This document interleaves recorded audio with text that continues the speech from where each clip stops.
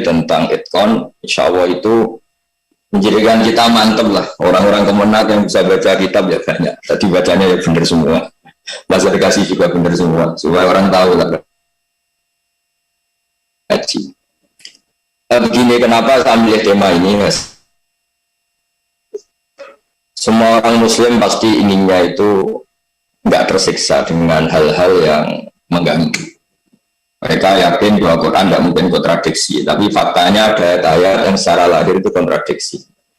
Sehingga kita mau tidak mau harus mengkaji. Kalau dalam bahasa Pak Mukhlis kita naik kelas lah, jangan takut itu susah atau hal yang berat. Tapi kita harus lalui. Kita bisa bikin mukadimah misalnya begini. Saya di pondoknya Gus Sofur ini di setel termasuk ngajar Balaghatul Quran. Misalnya saya ngaji etkon, di antara kekaguman saya pada etkon, dulu saya ngaji kecil, catatan-catatan kecil tentang etkon. Sayyidina Umar itu masuk Islam, itu ketika dengar saudarinya atau keluarganya membaca surat Toha, dia masih kafir pasti. Gara-gara dengar bacaan Quran, surat Toha terus menjadi Muslim. Dan banyak juga orang-orang kafir yang menjadi Islam karena dengar Quran. Sementara mereka tidak punya perangkat takwa karena masih kafir.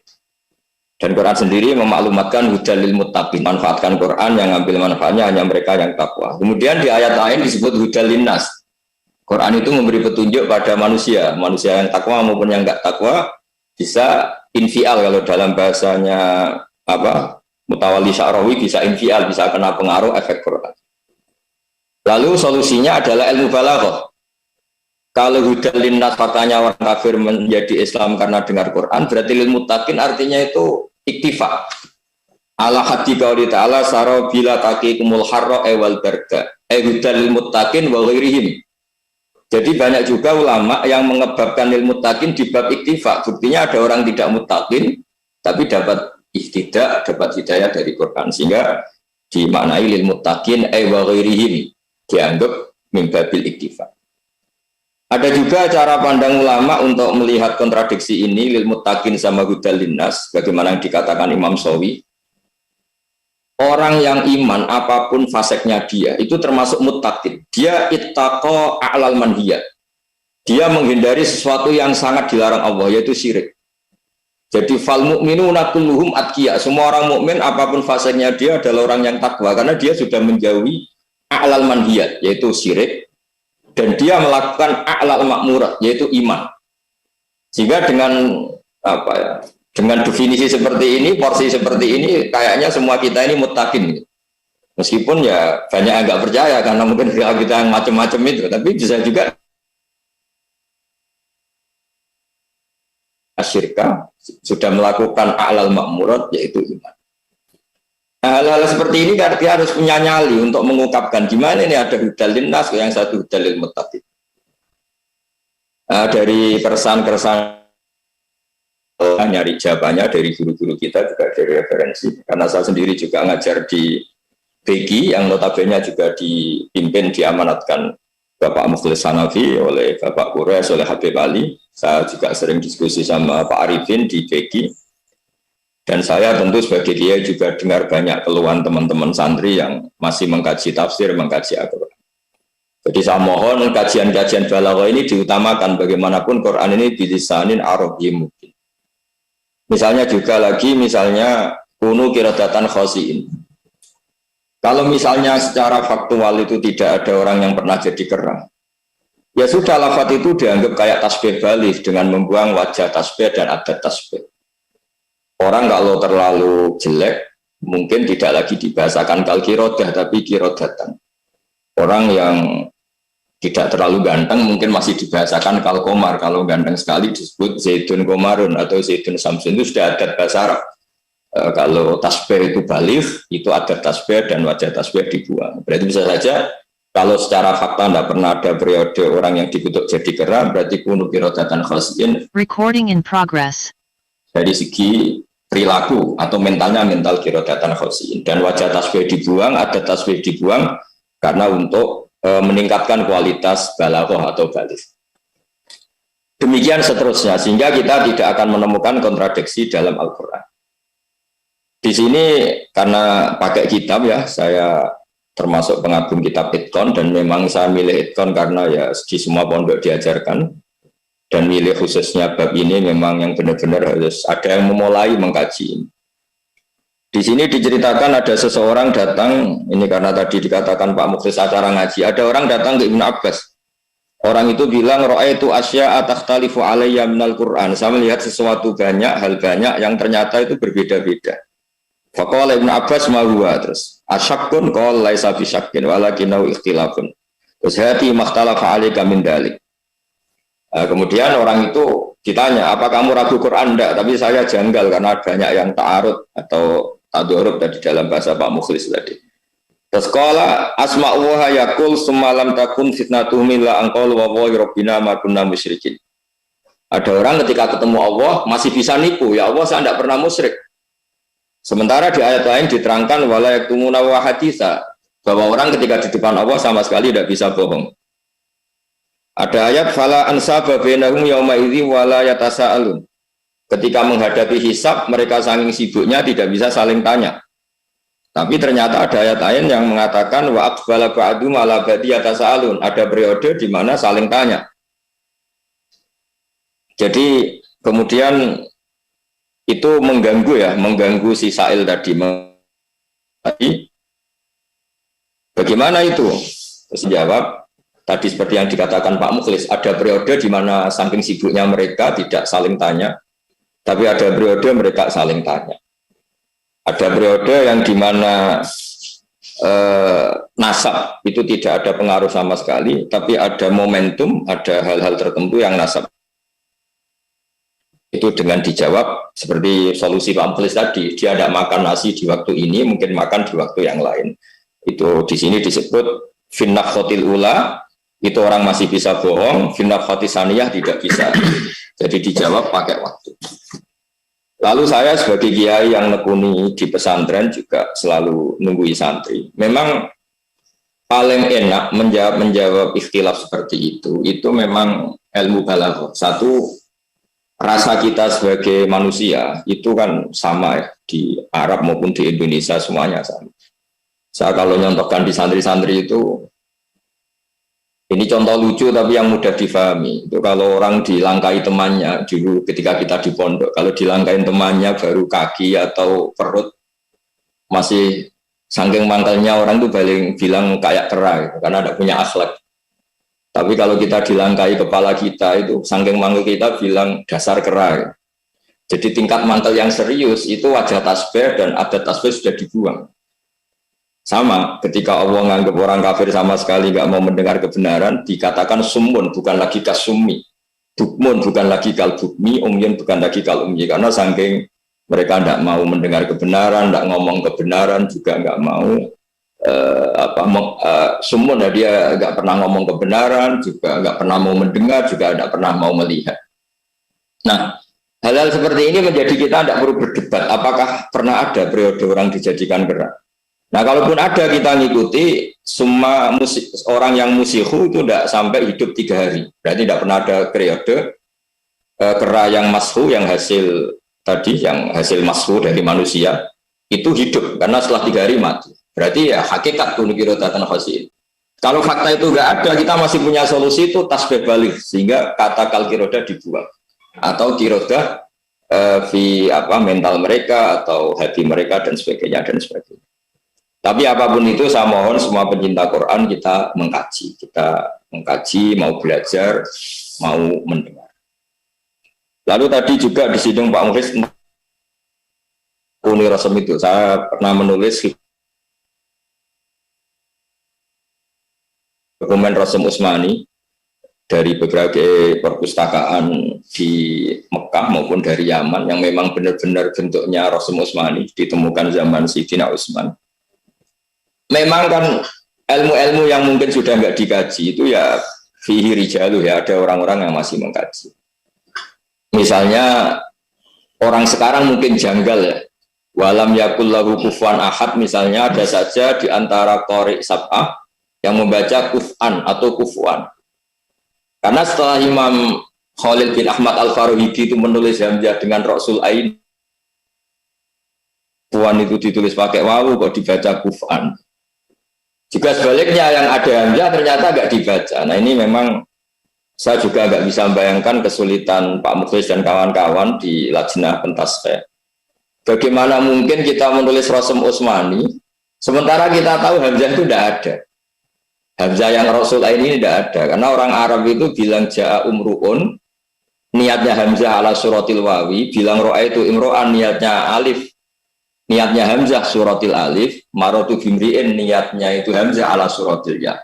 Sehingga hamzah memang huruf yang enggak punya bentuk. Lalu setelah kita memilih sebagai muhammis, orang yang menghamzahkan itu mau tidak mau harus nulis dengan Rasul ini. Kita baca wa nabbi'hum an dhaifi Ibrahim. Tapi tetap saja di Rasm Utsmani suratul ya. Ya kayak adzibu karena di Rasm Utsmani suratul ya ada yang baca zib. Begitu juga hayy ta'ala dan seterusnya dan seterusnya. Memang kajian seperti itu juga fihi rijalu karena punya tantangan yang luar biasa. Di Idqon sampai diterangkan masalah hamazat itu, masalah hamzah katanya layak fiha mujalladun wahid. Menulis hamazat jumlahnya itu tidak cukup satu jilid. Oke, itu tidak dalam bahasan kita, tapi saya senang itu di mukaddimai supaya suatu saat memang dikaji. Kenapa kita milih? Makanya ketika Kemenak mengharuskan Rasm Utsmani yang bingung juga kita sebagai orang Indonesia yang dulu pakai Quran cetakan India, Kudus, yang semuanya ada Rasm Utsmani katanya. Padahal Rasm Utsmani yang sekarang pun mau tidak mau harus nulis ada hamzah yang Rasul ini untuk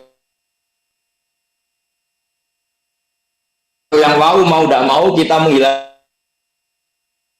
Jadi lain yang baca Quran mangkel karena nggak punya ruang kan setelah ditulis kufuan biwahiri Rasul Ain tanpa ada tulisan hamzah. Ya kita tidak tahu solusinya gimana, memang nggak ada pilihan dalam hal seperti itu. Nah, terus kita kembali ke tema ini. Maudhi'un akhar. Ini yang mungkin kalau ada ilmuwan ya, ada ilmuwan yang meyakini misalnya penciptaan langit bumi itu tidak 6 hari dengan makna per hari 24 jam. Tapi 6 hari itu artinya 6 tahap besar. Yang per harinya bisa saja senilai 1000 tahun atau selama 1000 tahun. Ternyata zaman itu Ibnu Abbas juga diantara jawabannya, ini saya baca supaya jadi berkah. Ibnu Abbas qol, seterusnya Ta'ala rajulun Ibnu Abbasin an qaulihi ta'ala fi yaumin kana miqdaruhu alfasanatin wa qaulihi ta'ala fi yaumin kana miqdaruhu khamsina alfasana. Pertama beliau tawakuf hanya menjawab huma yaumani dzakarahuma wa fi kitabih Allah a'lamu bihima. Tapi beliau pernah menjawab juga anna yaumal alfi huwa miqdaru sairil amri wa urujihi ilaihi wa yaumul alfi fi suratil haji wa ahadul ayyam as-sitta allati khalaqahu fiha as-samawat wa yawmal khamsin alfan wa yaumul qiyamah. Jadi saya sendiri terus waqal yaumul qiyamah hisabu khamsin alfasana wa samawat fi sittati ayyam kullu yaumin yakunu alfasanatin. Jadi misalnya kita akademisi yang cerita yang mungkin percaya Big Bang atau percaya teori yang macam-macam, sebetulnya secara lughat, saya tidak tahu apa secara faktual, kita tidak bisa mengatakan secara faktual, kita tidak tahu. Secara lughat bisa saja 6 hari itu adalah per hari senilai 1000 tahun, kata Ibnu Abbas. Artinya kata yaum itu kan kulla yaumin huwa fisan, kulla khinin wa kulla waqtin huwa fisan, bukan setiap 24 jam. Ketika ada peristiwa besar yang peristiwa itu terjadi 10 hari atau 30 hari disebut Yaumah Hunain, Yaumah Badrin, bukan 24 jam saja, itu 4 hari, 5 hari, atau peristiwa besar Yaumul Malhamah, itu kan bisa sekian hari. Jadi kata Yaumun tidak harus 24 jam. Tapi harus dibiasakan menjawab menurut lughat, karena kita tidak ngerti hakikat. Sehingga di antara saran Profesor Syihab itu sering ngendikan, jangan pernah meyakini satu teori ilmu atau mendustakannya dengan dalil-dalil Quran, takutnya kita yang membenturkan Quran dengan teori ilmiah. Makanya saya lebih suka, saya pengajar balaghah di pondoknya Abu Sufur, di pondoknya guru saya Kiai Haji Maimun Siber. Saya sampai sekarang paling seneng itu lughat. Karena Quran dilisanin Arabi mungkin. Nanti kalau secara faktual yaum itu adalah 1000 tahun, berarti penciptaan langit bumi misalnya fikul yaumin senilai alfusanatin. di kitab Itkon masih ada keterangan seperti itu. Dan nanti kalau faktanya yaumun itu benar-benar 24 jam karena Allah ala kulli syai'in qadir, ya nggak masalah, memang secara lughat mungkin semua. Jadi ada banyak solusi untuk menyikapi ta'arudul ayat atau ta'arudul ayatin dan sebagainya. Saya ulang lagi karena ini wilayah-wilayah yang menurut saya paling aman dikatakan secara lughat mungkin demikian. Karena kalau kita ngomong secara faktual atau secara fakta, sama-sama kita tidak tahu dan tidak bisa membuktikan. Saya ulang lagi, di sini jelas Ibnu Abbas jawab, anna rajulan qala lahu haditsni ma haula'il ayat. Fi yaumin kana miqdaru 50 alfasana sama yudabbirul amra minas sama ilal ardi tsumma ya'ruju ilaihi fi yaumin kana miqdaru alfasana. Terus ada wa inna yawman 'inda rabbika alfisana. Qal yaumul qiyamati hisabu 50 alfasana was samawati fi sittati ayyam kullu yawmin yakunu alfasanatin dan sebagainya dan sebagainya. Jadi saya mohon tidak saatnya juga tidak mungkin ada saat kita dibolehkan membenturkan satu ayat dengan ayat yang lain. Masyhur kan hadis ketika berdebat sahabat, ayat ini bolehkan ini, kalau ayat ini ngarahkan ini. Nabi keluar, beliau marah, beliau duka, abihada umirtum, abihada seterusnya antadribu kitab bahwa ba'dahu bibatin. Kamu tidak boleh membenturkan satu ayat dengan ayat yang lain. Nah, menurut saya solusi, saya sering matur Gus Zofur pentingnya mengajar Quran yang ahli fikih. Misalnya kalau kita bilang, yang penting kita Quran, jangan hadis. Ya tidak bisa seperti itu. Misalnya masa kita mengharamkan hanya jam'u bainal ukhtain, hanya karena alasan di Quran hanya ada ayat wa antas mau bainal ukhtain. Tapi setelah dianalisis bainal ukhtain itu min itlaqil ba'di wa iradatil kul, artinya wa antas mau bainal mar'aten sing bainahuma mahramiyatun, tidak boleh mengawini dua orang perempuan yang di antara keduanya ada hubungan mahram. Zaman itu Nabi hanya menambahkan wala bainal mar'ati wa ammatiha wala bainal mar'ati wa kholatiha. Begitu juga kalau kita pegangan Quran anak tiri yang nggak boleh dikawin itu warobai bukumul lati fi hujurikum. Tapi setelah kita ngaji balaghah kata fi hujurikum lil ghalib. Sehingga asal robibah yang ibunya sudah kita kumpulin ya tidak boleh dikawin fi hujurina atau tidak fi hujurina, fi hujurikum atau tidak fi hujurikum. Nah, berkahnya kita ngaji urut. Ya ini barokahnya saya ngaji Mbak Maimun, banyak Gus Zofur juga ngaji Bapak, ngaji orang tua saya di komunitas keluarga kami. Memang muqarrarat itu penting. Ya ini saya narasumber tapi sudah gaya kiai karena mau tidak mau ilmu seperti ini solusinya itu kita harus setengah apal takrib, setengah apal durusul balaghah, setengah apal usul fikih, paling tidak lumak lah tulubul usul. Sehingga nanti ta'arudnya Quran ini menjadi minim karena kita tahu duduk perkaranya ini apa sih? Apa taksis, apa apa saja lah, tetap itu otomatis jadi solusi. Jadi nggak usah ribet gitu karena ya tadi tetap ada panduannya. Jadi ini lafaz ini disebut lil ghalib apa untuk linafsi wirihi. Kalau linafsi wirihi ada mafhum mukhalafah. Tapi kalau hanya sekedar lil ghalib ya sudah warobai bukumulati fi hujurikum. Ya meskipun nggak fi hujurikum karena kita tahu kata itu disebut lil. Itu juga wa antas mau bainal ukhtain. Lafaz ini disebut pakai ghalib. Normalnya orang menikah, kalau nikah mbaknya itu kayaknya adiknya masih cantik, melihat nikah adiknya itu kayaknya mbaknya masih cantik. Tapi kan nggak perlu dilarang, jangan nikahi Sri dan mbahnya. Masa kita cinta sama anak 17 tahun juga mbahnya yang 70 tahun, itu nggak usah dilarang pun kalau orang normal ya nggak kepikiran kan. Jadi nggak perlu apa ngendikan wa antas mau bainal mar'ati wa jaddatiha.